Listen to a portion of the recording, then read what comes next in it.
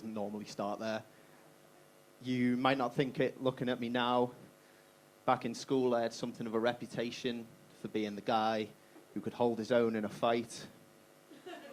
Cheers. I wasn't much of a fighter. I just learned early on, no one wants to touch you if you're already touching yourself.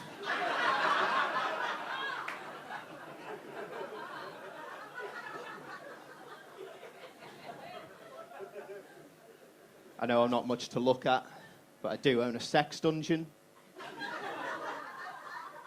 So, lock up your daughters, or I will.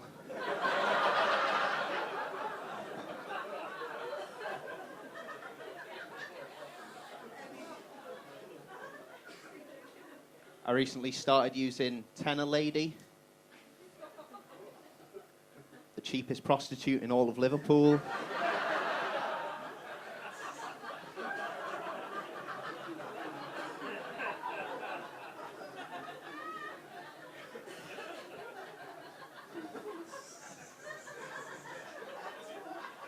I won't embarrass her by pointing her out, but it's lovely to see her here in the audience tonight.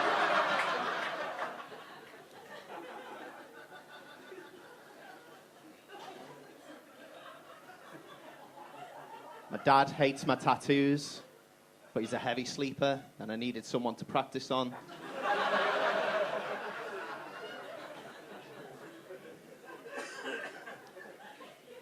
My favourite thing to do sexually is teabagging,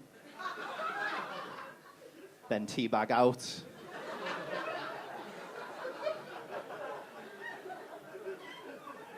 then drink my tea.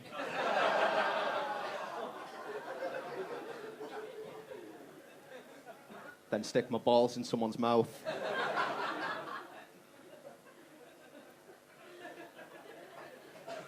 My younger sister Rachel is sadly completely glued to her phone.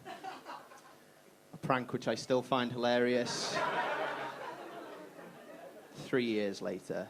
I was walking down the road the other day. I saw a woman walking towards a twitchy-looking guy in a trench coat. I ran over to her. I said, "Excuse me, love. If you keep going that way, I think that guy's going to flash you." She said, "Willie."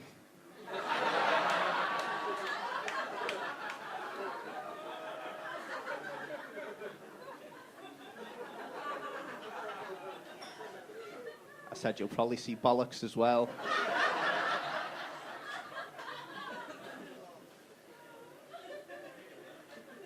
My nan and granddad have been together for a long time. They're completely inseparable. A prank which I still find hilarious. 3 years later. Now that my nan's getting older, she says she wants to move somewhere with less stairs. I said, "You don't have to move. Just stop doing the gardening topless."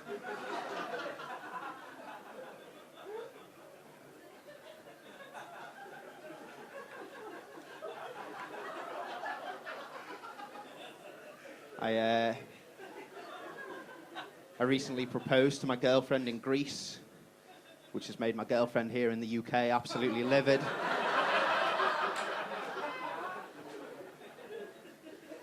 My girlfriend and I have just moved into our first house together.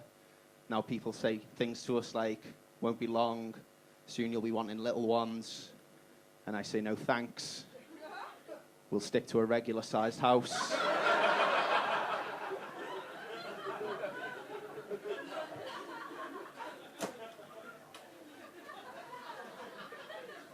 I wrote, "I love cock" on the dirty van that was parked outside my house. Now everyone's going to know how I feel about cock when they drive past my van.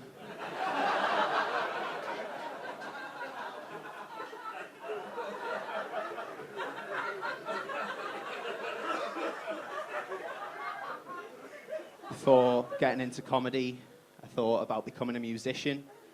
I even took guitar lessons for a little while, but I was rubbish at it. I said to my guitar teacher, "What seems to be the problem? Why aren't I getting any better?" He said, "Well, you seem to be struggling with the fingering."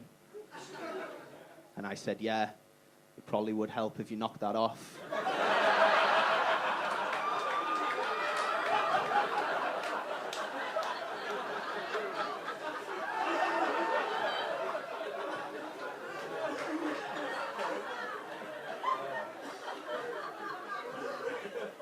He was a weird bloke, though, my guitar teacher. I remember asking him what the little control was with all the numbers round the side.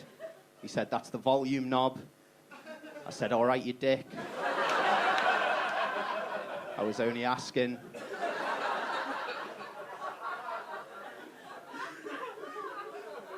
I turned up to my first lesson. He took one look at me, took one look at my guitar. He said, "I think you're going to need to replace that G string. Some of you getting ahead of yourselves." I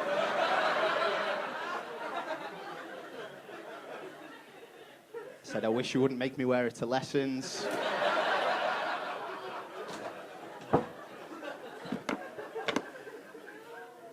Told a girl I could play guitar. She was very impressed.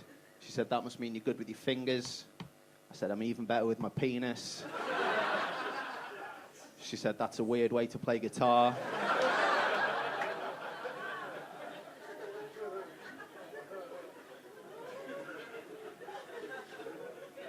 I did write one song, though. I wrote a song called "Accident at the Urinal." As soon as I wrote it, knew I had a #1 on my hands.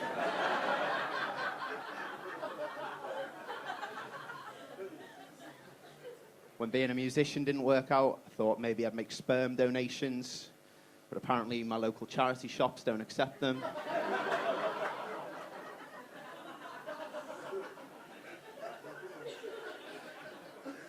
And the food banks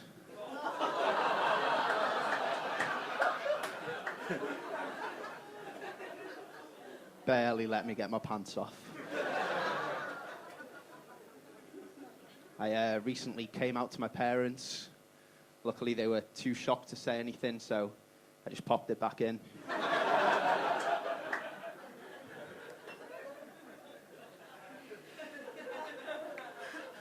I got pulled over by the police the other day. They said they'd seen me drive past them whilst watching porn on my phone at the same time. Luckily, I got off. I had to write my first eulogy the other day. Loving father, loving brother, loving son. Brian really loved incest.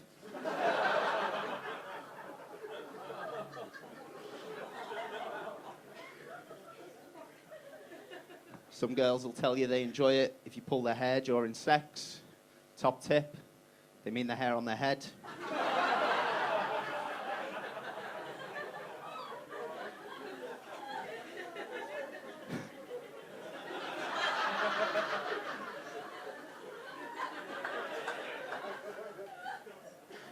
I went to the gym the other day, did 10 reps.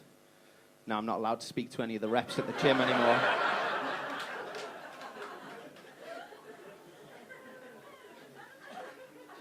I ended up accidentally driving on a flat for miles the other night. Of course, she wasn't flat when I first hit her.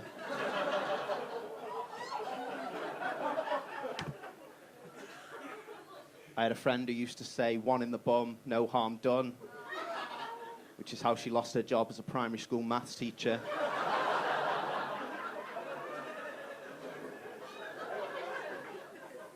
Back in my school, we used to have a rule that you had to stand up whenever a teacher came, but I don't think we should have been allowed to sit in their laps in the first place.